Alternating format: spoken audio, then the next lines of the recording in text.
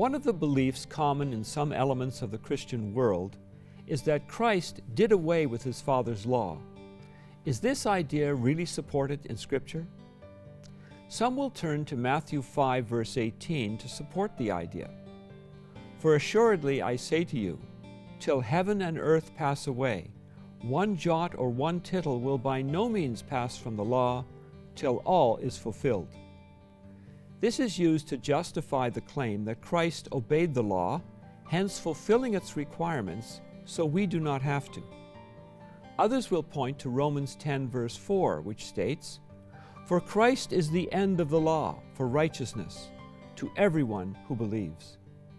The argument has been made that if Christ is the end of the law, then the law has concluded, and adherence to it is no longer required. However, the phrase end of the law uses the word telos in Greek, meaning the point of or the result of.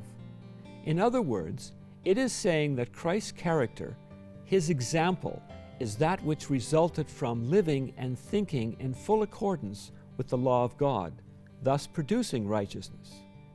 Far from saying the law is done away, these scriptures demonstrate that one who follows the guide of God's scriptural law, the Ten Commandments, learning to think as God thinks, will be led to righteousness. Jesus' life, as we see from Scripture, was to be an example for us to follow, as the Apostle Paul well understood when he wrote, "Imitate me, just as I also imitate Christ." Notice also the admonition of the Apostle John, writing 60 years after the time of Christ's life on earth. He who says he abides in him ought himself to walk just as he walked. We are to imitate Christ, including the rules of life he followed. This is what Paul taught when speaking to the Corinthians 24 years after Jesus' death and resurrection.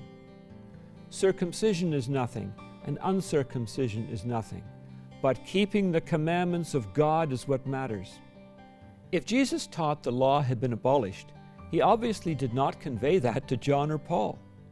Therefore, Scripture is clear that Jesus did not do away with the law of God, but rather lived it as an example of how we should live.